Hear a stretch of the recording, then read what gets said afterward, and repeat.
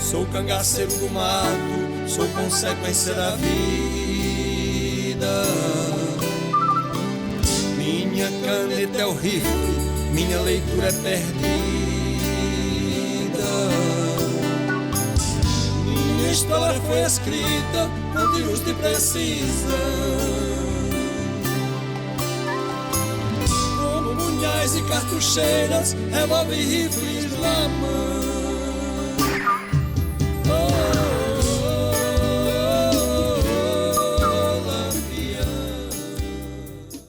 Anote na capa do livro, isto é, não vou pagar.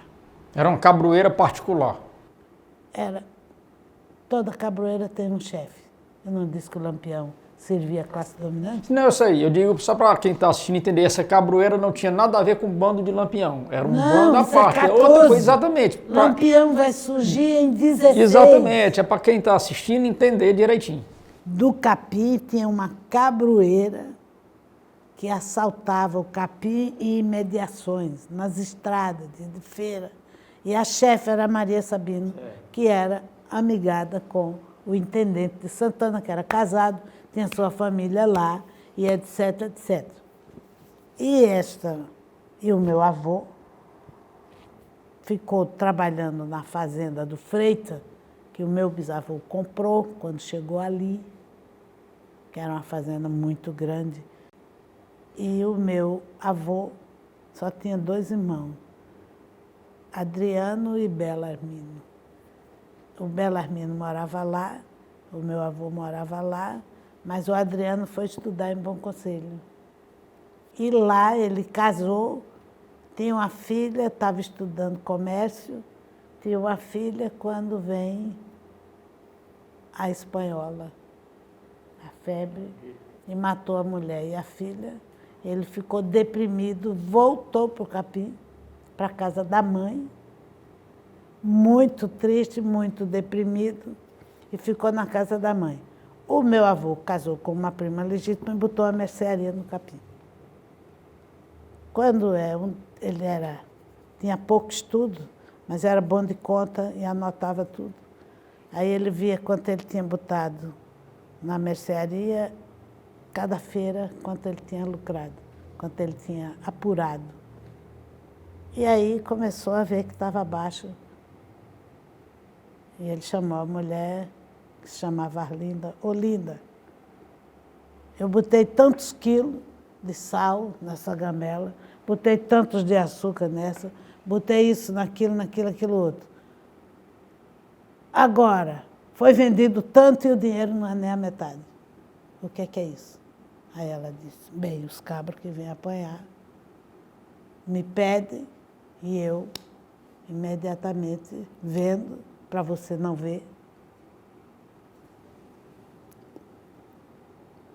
E ele mandou adotar na capa. Aí o meu avô olhou para ela e disse, não atende mais cangaceiro nenhum. Os caras já entravam todos. E tinha um principal, que era da Carnaíba das Flores, que era o mais atrevido. Quando foi na feira seguinte que ele chegou, a minha avó se recuou, muito novinha, ele muito novinho, aí ele chegou, aí já veio armado. E o cara pediu, e ele foi dando tudo. Quando acabou, o cara anota na capa do livro. Esse meu avô era um cara incrível. Ele botou as 2 mãos no balcão e com as 2 pernas derrubou o cara. Deu um rabo de arraia. Quando o cara caiu, ele montou no cara com o punhal no pescoço dele. Paga, filho da peste. Cortou como é o nome? Os bornais, as cartucheiras. As cartucheiras. Cortou as cartucheiras. Chame seus amigos, pega o dinheiro e me paga. Aí foi decretada a morte dele. Mas ele não interrompeu a vida dele. Ia para o Freitas trabalhar, armado, claro, mas ia trabalhar. Aí este irmão, muito deprimido, sai de casa e vai visitá-lo no Freitas. Quando chega lá, cadê o mano? Está na roça. Só que quando ele entrou, ele botou o chapéu no porta-chapéu. Quando ele saiu, pegou o chapéu do meu avô e botou na cabeça. Aí o meu avô está na roça, quando escuta um tiro, ele que era muito assim, corre e encontra o irmão morrendo, baleado. Os caras meteram tiro nele e ele estava vivo. Aí ele ouviu os caras dizer, era para matar a fera, matamos o carneirinho. Meu avô mandou a mãe dele, a esposa, os moradores da fazenda, pegar este irmão, levar para casa. Não tinha atendimento nenhum. Foi apilar um pinto vivo, que se pilava no pilão e dava aquilo para o ferido beber. E o ferido dizia, chame o mano. Chame o mano. E ele nunca se apresentou. Não vai ficar um vivo. Não se apresentou. O Adriano morreu.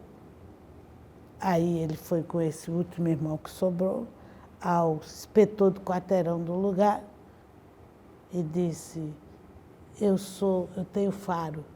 Ele era batedor. Rastejador, né? Rastejador. Mas ele era mais do que rastejador, ele era um batedor, que ele rastejava em terra, ele rastejava em cima de lajeiro e ele sentia o cheiro. Até do animal ele identificava o animal. Então esse cara disse ao inspetor do quarteirão, que não tinha ninguém com ele, praticamente, eu vou com vocês. E foi ele, o irmão, o inspetor, prender os caras que atiraram. E os caras fugiram com um coiteiro desse prefeito, desse intendente, botou o filho para apressar os caras para embarcar e o meu avô entrou com o irmão, o inspetor do quarteirão deu ordem de prisão. Os dois assassinos reagiram. Quando partiram, o inspetor do quarteirão meteu o tiro e falhou. E eles mataram o inspetor e o meu avô matou os 3. Matou os 2 que mataram o irmão dele e o filho do coiteiro. Que estava junto. Matou os 3. Claro que o intendente enlouqueceu. Ele caiu na clandestinidade e alguém entrou com a cara coberta de carvão e matou a prostituta dele. Aí ele caiu na clandestinidade. O irmão caiu na clandestinidade. Só que ele era casado com uma prima e o irmão era casado com a filha de um homem rico. Então, meu avô ficou 5 anos na clandestinidade. E nesses 5 anos, o sobrinho deste intendente virou subdelegado na nossa cidade e casou com a irmã do meu avô.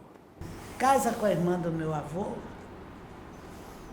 e 5 anos depois ele vai responder processo porque subiu na política o comendador Palmeira, que tinha sido padrinho de casamento da sogra do meu avô, quer dizer, da minha bisavó também, que era... A irmã casou com o governador, ela casou com o vaqueiro, o pai dela, e ganhou a família não queria o casamento, e ela ganhou do comendador, que foi governador do estado. Compadre, por que é que a minha afilhada está presa? Porque quer casar com o vaqueiro da fazenda. Disse, quem é o vaqueiro? Chama a minha afilhada. Minha filha, por que você quer casar? Porque eu gosto dele, ele é pobre, mas é bonito, é branco, eu gosto dele e vou fugir. Aí ele, mas, não, eu vou fugir. Aí ele, padre, vem cá, manda buscar esse vaqueiro. Aí veio meu bisavô, esse sim era o filho de holandês, neto de holandês. Aí pergunta a ele, conversa, manda ele embora, compadre, o que é que você quer mais? O homem é direito, sabe assinar o nome, louro de olhos azuis, e a minha filhada não pode fugir para casar com ele. O que é que ele falta? Bens. Traga o escrivão de Lagoa da Canoa. Veio o escrivão e ele passou uma fazenda de porteira fechada para a neta, a filhada casar com este cara. Este cara é irmão da minha bisavó.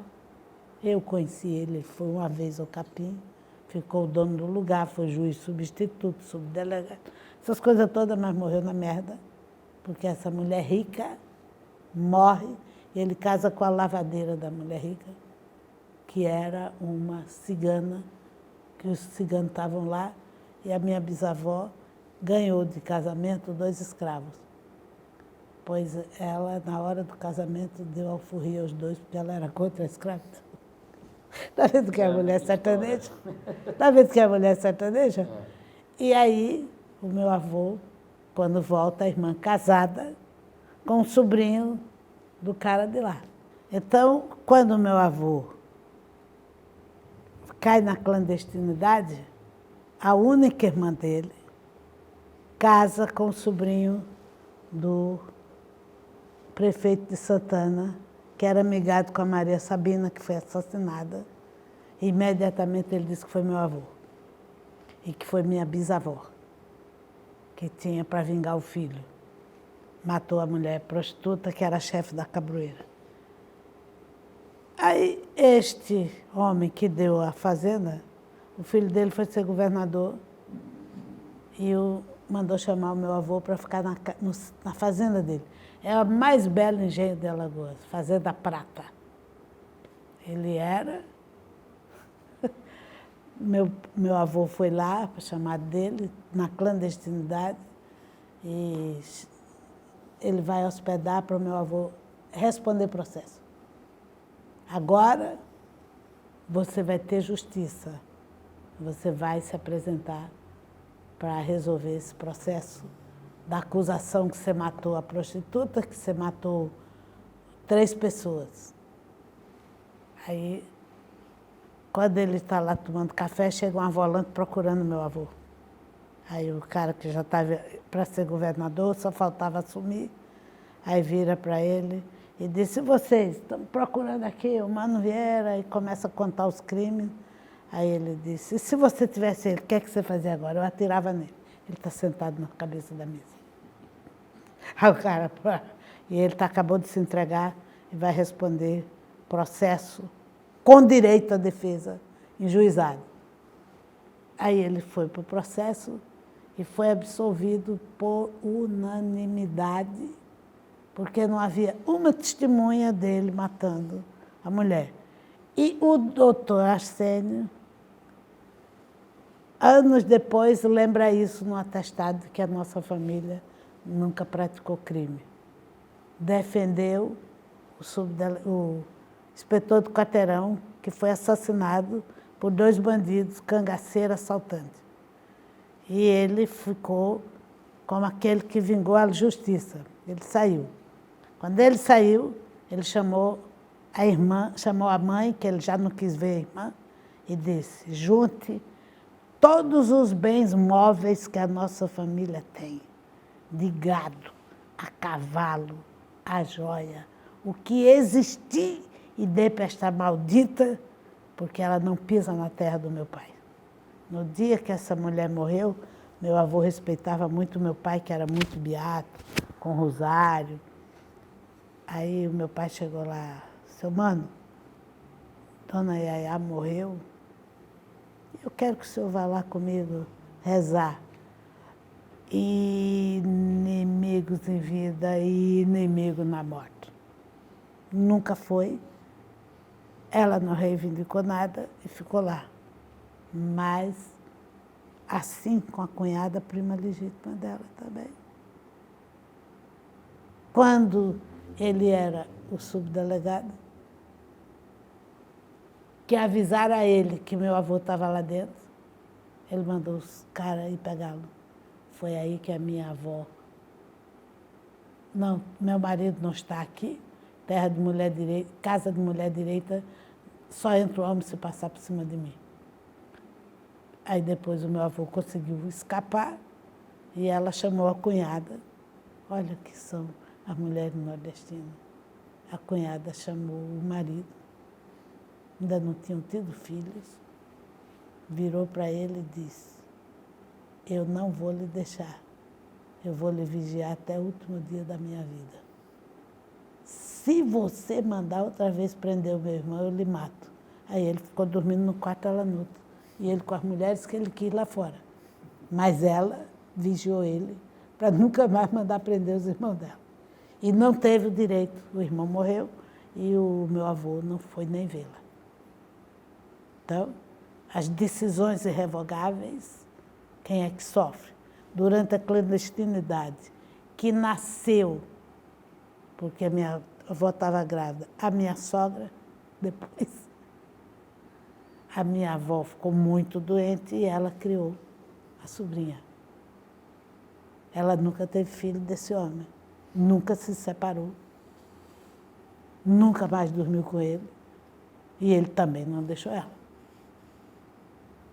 As regras do sertanejo, você tem que ser sertanejo, tem que estar lá dentro para ver decisões irrevogáveis. E aí, este camarada, como subdelegado, em 1916, o parente dele ainda era o prefeito de Santana. E tinha um filho chamado, porque esse velho amante que tinha, a mulher tinha cabroeira, chamava André Ferreira. Ficou anos dirigindo o município, que hoje são 10 municípios. Ele era um rei. Aí o filho dele chamava Ferreirinha, aí veio a notícia que estavam os irmãos Porcino assaltando no município. Em tudo quanto era. Hoje são 10, em 10 distritos eles estavam roubando. Aí o Ferreirinha convocou uma volante civil, porque não tinha quem pedir polícia, e quem veio? O marido da minha tia-avó. Este cara que mandou prender meu avô. Quando meu avô se livrou, que ele mandou dar a herança, os dois foram discutir quem ia ficar vivo no capim. Como? O meu avô e ele amarraram as camisas, cada um com um punhal, vamos ver por quem Deus é. Quem ficar vivo é dono do capim. E os dois conseguiram quebrar os punhais. E aí cada um ficou na sua casa, mas nunca olha um para o outro. Tanto que quando chega em 16, o meu avô já estava em casa, e ele convoca o povo, os homens, para ir dar combate aos porcinos. E quando ele chega lá, o Lampião é cabra dos porcinos, e ele deu fogo no Lampião. Isso era 16. Aí voltam, mataram os porcinos todos. O Lampião desaparece. Quando chega em 27, o Lampião era Lampião, pega 100 homens montados a cavalo. Isto me foi contado pela minha sogra, que era criada por ele e a tia. Quando o Lampião entra em 1927 no povoado Capim, 100 homens montados a cavalo gritando, o grito dele, isto me foi contado pela minha sogra, que era filha de criação desse Manuel Ferreira de Melo, e ele era o subdelegado, e o Lampião entrou gritando. Manuel Ferreira de Melo não, José Ferreira de Melo. Zé Velho, que era o nome dele. Filho da peste, vou vir lhe sangrar, filho da peste, lhe pendurar pelo rejeito, tirar seu couro vivo. Você é um bode que eu vou tirar o couro, filho da peste. O que confirma que ele, 16, era cabra dos porcinos. Veio se vingar 100 homens montados a cavalo para pegar Zé Velho. Zé Velho era de uma perversidade que a minha tia e sogra, minha mãe, todo o povo do Capim contava que quando ele saía para pegar, o cara era denunciado que matou não sei quem, que roubou bode não sei aonde. Ele ia lá, matava o cara, amarrava os 2 pulsos, os 2 calcanhares e mandava os outros pegar um caibro, atravessar e o cara vinha pendurado, balançando como um porco que se leva para a feira. Ele trazia o morto que ele matava. Era de uma esperteza tão grande que ele conseguiu fugir com a mulher e a filha de criação. Lampião não pôde botar a mão nele. Ele tinha uma loja de tecido, o Lampião entrou na loja, tirou tudo que tinha dentro da casa e chamou a chamada ralé do Capim e mandou levar tudo. E frustradíssimo, né? Não se vingou de Zé Velho. Zé Velho morreu na cama como inocente. Casado com outra mulher, que minha tia-avó morreu. E o Zé Velho ficou na dele, fugiu. E o Lampião, frustrado, quem são os homens ricos do lugar? Os Vieira. Nem estava meu avô e nem o irmão dele. Aí, um sujeito foi lá e levou onde estavam elas todas guardadas. Aí ele foi lá e pegou a mulher do Belo, pegou a mamãe e pegou a tia Ibrantina, que era a filha mais velha, que era obesa e não podia viajar. Aí o Lampião estipulou em 10 contos de réis para a família pagar. E aí chegou numa casa, pertinho da casa do meu avô, mas fora do centro, pegou num quarto, aí juntou as 3 mulheres, aí perguntou, sabe ler? Todas as 3. Sabe costurar? As 2, minha mãe e a irmã. Sabe bordar? Ezequiel, vem aqui. Aí mandou buscar máquina, pegou máquina na casa do Zé Velho, botou 2 máquinas num quarto, papel, a senhora vai escrever os bilhetes de pedir dinheiro, que quando ele chegasse no lugar, 10 contos para seu fulano, escreve o nome dele e ele assina embaixo. Mas quem escreveu foi minha mãe. Dezenas de bilhetes pelo dinheiro, 2 contos, 5 contos, 10 contos. E aí, olha que coisa incrível. Ele trancou elas no quarto e botou Ezequiel sentado na porta, com um rifle na perna, e os 2 cachorros fila do meu avô, um de cada lado. E o Lampião ia, voltava, pau da vida, porque não pegou Zé Velho. Aí acabou com tudo do Zé Velho lá, ele fugido, e o Belo era genro de um homem muito rico, da família Rodrigues, de lá, que era coronéis, e deixou para ele um descaroçador de algodão e a maior loja do lugar, que vendia de tudo. Aí o Lampião foi, não achou o meu avô nem o irmão, mas entrou na casa deles e, com coice de rifle, quebrou um relógio grande, aquele relógio de pé, que ficava na casa do meu avô. Aí, quando ele acabou de derrubar o relógio, aí ele viu uma Santa Bárbara, que tinha na sala de visita um retrato da Santa Bárbara. Aí ele foi, se ajoelhou e começou a rezar. Uma velha mendiga, tia da tal prostituta morta, entrou. Capitão! Aí ele, vai acontecer uma miséria. Atrapalhou minha reza e deu uma surra na velha. Aí saiu dali com raiva, não quebrou mais nada. Só levou porque a minha avó era uma costureira tão perfeita que ela fazia os ternos dos homens. Aí tanto o meu avô tinha loja de fazenda, como o irmão dele também tinha. De 6 em 6 meses eles iam para o Recife fazer estoque. E ela fazia roupa de casimira, de tropical, tudo do mundo para ele. E eram ingleses que vendiam no Recife tudo. E um dia ele perguntou para o meu avô, mano, que terno tão bem feito.